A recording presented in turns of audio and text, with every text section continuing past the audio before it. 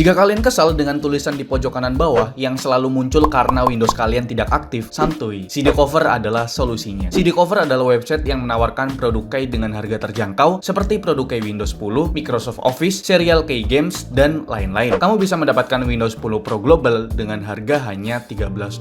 Caranya, kalian tinggal klik link Windows 10 Pro di deskripsi video ini, lalu klik Buy Now, lalu kalian masukkan kode diskon KT20 agar kalian mendapatkan potongan harga sebesar 20% dan otomatis menjadi $13. Selanjutnya, submit order. Di sini kalian tinggal pilih metode pembayarannya. Saya menggunakan PayPal untuk metode pembayarannya. Lalu Pay Now, lalu lanjutkan, dan nanti otomatis kamu akan menuju ke payment order. Dan selanjutnya view order status. Lalu klik get the key. Lalu kalian copy key atau kodenya, dan selanjutnya kalian buka setting, pilih update and security, pilih activation, lalu pilih change product key. Lalu pastekan key yang udah kalian copy, lalu klik next, dan nanti otomatis Windows kamu akan aktif. Untuk info selengkapnya kalian bisa klik link di deskripsi. Aduh, gitu doang udah capek cuy, udah tua kayaknya saya nih. Ini aja sampai berkeringat-keringat gitu loh cuy. Oke Bre, kembali lagi bersama saya Alfian yang pastinya di Kude Channel. Channel kesayangan kita semua, ya kan cuy? Di samping kanan saya atau di depan layar kalian sudah tahu gitulah ya. Di judul juga udah saya kasih tahu. Sekarang saya akan merakit satu buah PC gaming yang budgetnya kere-hore, ramah di kantong kalian, yang emang gak ada isinya di dompet gitu loh cuy. Di video kali ini saya akan merakit sebuah PC gaming di episode ke-18 dengan budget yang hanya 1 jutaan. Maksudnya 1 juta lebih.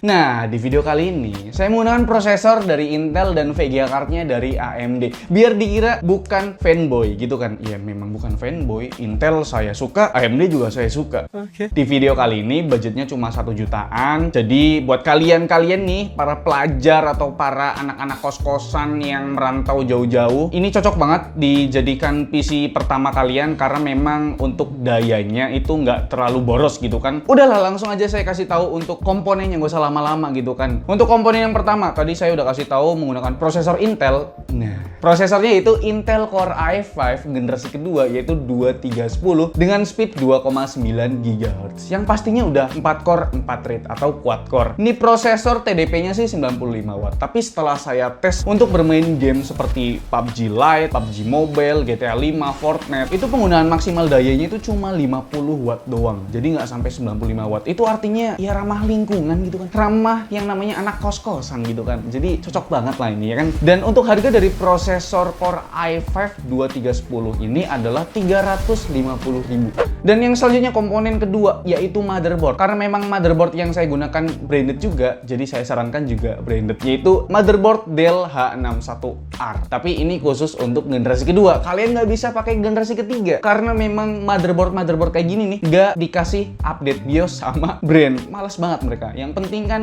bisa lah dibarengin sama prosesor yang tadi saya kasih tahu gitu kan. Untuk harga dari motherboard Dell H61R ini adalah 300 ribuan aja coy.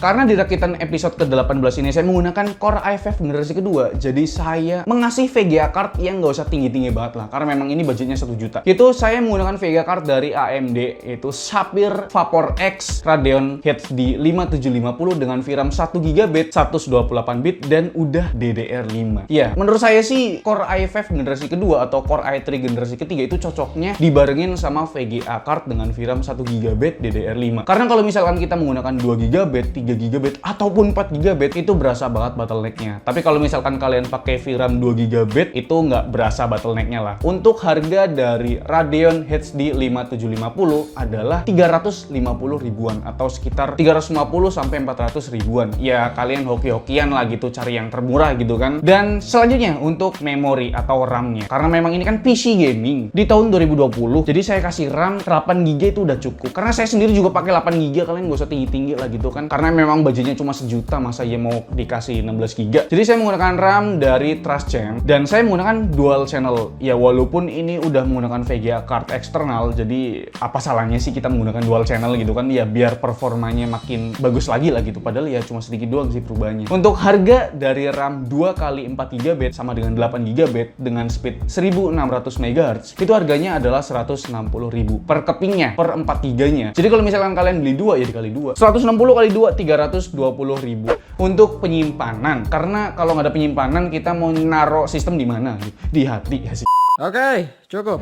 Jadi untuk penyimpanannya saya menggunakan penyimpanan hard disk. Kalau SSD kayaknya duit saya tidak cukup untuk melakukan panggilan ini, buset udah jadi telepon. Dan sekarang tuh harga SSD naik, jadi saya menggunakan hard disk aja dari Seagate 500 GB dan harganya adalah Rp135.000. Untuk hard disk sekarang harganya pada turun sih. Nah, sekarang SSD ini kenapa naik harganya gitu loh. Jadi saya dan kalian-kalian ini para kaum kerehore nggak bisa beli SSD gitu. Yaudah nanti aja lah ya kan. Tabung dulu duitnya buat beli SSD. Untuk power supply-nya, karena memang di sini budget cuma 1 jutaan lebih. Jadi power supply-nya saya tidak bisa menyarankan power supply baru yang brand-nya cukup bagus. Ya ini saya bakal dihujat sih ya, tapi nggak apa-apa. Untuk power supply yang saya gunakan itu dari Enhance 460 watt, tapi udah 80 plus. Nah 80 plusnya ini masih biasa banget gitu, nggak 80 plus bronze atau silver gitu. Untuk power supply yang saya gunakan ini udah mempunyai 2 kali 6 pin power untuk VGA card. Jadi kita atau saya bisa menggunakan VGA card dengan TDP ya cukup tinggi dan butuh 2 kali 6 pin power gitulah. Untuk power supply yang saya sarankan itu 450 watt saja udah cukup karena memang VGA cardnya dan prosesornya itu TDP-nya ya rendah lah gitu ya kan. Jadi saya sarankan 450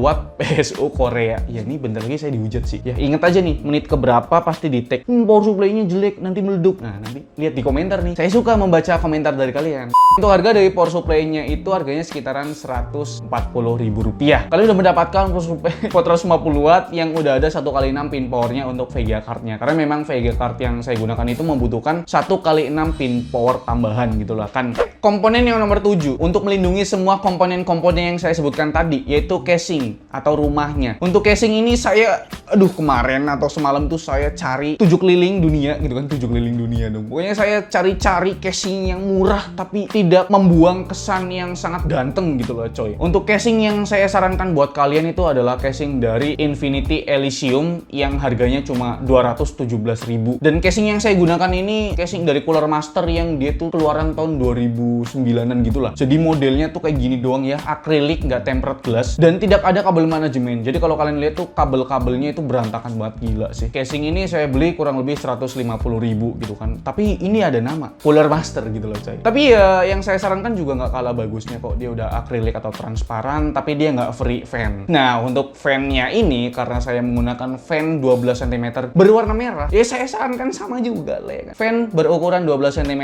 warna merah juga. Ya terserah sih kalian mau warna hijau, warna biru, terserah. Itu ada pilihannya. Itu harganya sekitaran 27.000 gitu kan. Karena memang di sini saya menggunakan AMD VGA-nya, jadi saya kasih warna merah aja gitu loh. Asik. Warna merah, merah putih Indonesia tercinta, asik. Sepertinya sudah semua saya cantumkan atau saya kasih tahu komponen-komponen apa aja yang saya gunakan pada video kali ini dan komponen apa aja yang saya sarankan buat kalian. Jadi total keseluruhan untuk merakit episode ke-18 ini adalah Rp1.840.000. Itu bener-bener udah saya mepet banget budgetnya gitu lah cuy. Nah di video rakitan PC episode ke-18 ini saya akan lawankan atau bandingkan atau compare dengan rakitan-rakitan PC yang udah saya upload sebelumnya. Contohnya aja rakitan PC episode ke-13, episode ke-14, episode ke-15 dan rakitan PC mini Alienware yang episode 1. Karena itu udah beda. Mini PC itu beda sama rakitan ya. Jadi saya compare ke 4 PC yang udah saya upload di channel Kudetek ini. Kalau kalian belum nonton rakitan PC dari episode 13, 14, 15 dan rakitan PC mini Alienware, kalian tonton dulu supaya kalian tahu gitu performanya gimana dan harganya berapa gitu kan. Link videonya semuanya ada di deskripsi. Kalau udah tonton balik lagi ke sini gitu kan.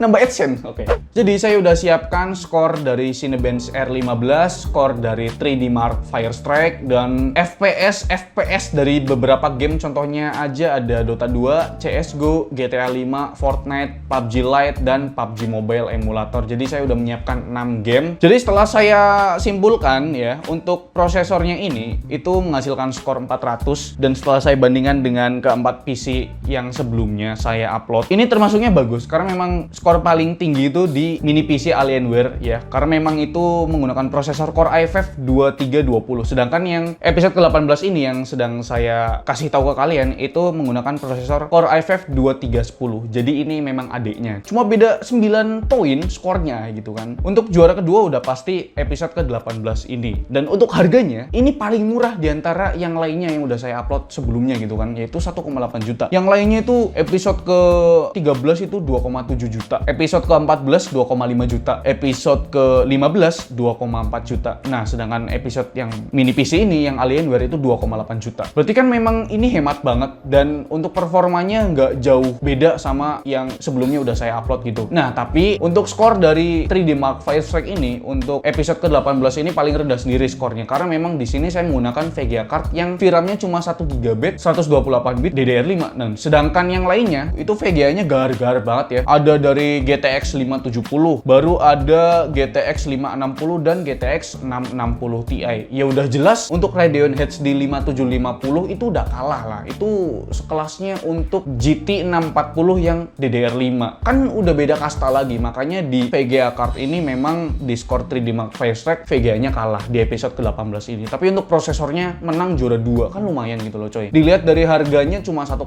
juta, ini worth it banget lah. Nah, sedangkan untuk hasil dari benchmark ke-6 game yang udah saya siapkan, itu menurut saya ya, di settingan ada yang menggunakan settingan 1080p high, ada yang menggunakan settingan 1360x768p yang pakai medium gitu kan. Menurut saya ini udah worth it banget, tapi sayangnya nih coy, sayang banget nih untuk VGA card yang saya gunakan itu tidak mempunyai encoder gitu loh coy. Jadi untuk merecord atau untuk live streaming itu nggak bisa. Bisa sih bisa, tapi menggunakan encoder bawaan prosesornya, yaitu encodernya Intel. Itu menurut saya tidak worth it sekali kalau misalkan kalian mau merecord game menggunakan encoder dari Intel, apalagi ini Intel Core i5 generasi kedua yang encodernya itu masih ampas gitu kan. Tapi setelah saya paksakan aja menggunakan encoder bawaan prosesor karena memang VGA cardnya itu nggak ada encodernya gitu kan, menggunakan software dari MSI Afterburner, itu menurut saya memakan FPS banget ya. Kalau kalian tahu software MSI Afterburner itu memakan beberapa persen FPS gitu loh coy. Contohnya aja kita nggak nge-record aja, cuma menggunakan MSI Afterburner untuk menampilkan FPS dan juga suhu dari prosesor dan GPU-nya, itu memakan kurang lebih 11-12% FPS-nya kalau misalkan kalian mengaktifkan FPS-nya gitu loh. Nah, sedangkan untuk merecordnya menggunakan MSI Afterburner itu memakan kurang lebih sama. Jadi kalau misalkan ditambah menampilkan FPS dan juga merecord menggunakan MSI Afterburner, itu memakan kurang lebih 20% FPS yang ada di gamenya. Jadi itu sayang banget. Kalau misalkan kalian lihat perbandingan merecord dan tanpa merecord, itu FPS-nya kurang lebih 20% kepangkas gitu loh coy. Sayang banget kan? Tapi kalau misalkan kalian menggunakan VGA card yang udah ada encodernya, itu menurut saya cukup membantu karena prosesor kerjanya nggak terlalu berat gitu loh. Dan saran saya kalau misalkan kalian mau upgrade VGA card yang udah mempunyai encoder biar kalian tuh bisa ngerender lebih cepet atau merecord game lebih lancar lagi dan bisa live streaming, kalian membeli VGA card yang serinya kalau dari Nvidia itu GTX 650 Ti ke atas. GTX 550 kalau nggak salah udah bisa ya, tapi di bawahnya lagi udah nggak bisa. Dan kalau misalkan kalian mau membeli dari Kubu Merah atau AMD, kalian membeli paling rendah itu Radeon HD 7770 atau Radeon HD 7000 series. Itu udah ada encodernya. Cara ngelihat encoder ini gimana sih bang? Kalau misalkan kalian mau melihat VGA card kalian ada encodernya atau enggak, kalian install OBS Studio dan kalian masuk ke stream. Di situ nanti ada tulisan encoder. Kalau misalkan kalian menggunakan VGA card dari Nvidia, nanti tulisannya INVEC. Nah, kalau misalkan kalian menggunakan VGA card dari AMD, nanti tulisannya tetap AMD. Nah, kalau nggak ada encodernya, itu dia akan menggunakan encoder dari prosesornya, yaitu X264 kalau nggak salah. Itu berarti VGA card kalian tidak mempunyai encoder dan pasti nggak bisa untuk merecord video game gitu loh coy. Apalagi untuk live streaming, itu bakal patah-patah banget atau stuttering.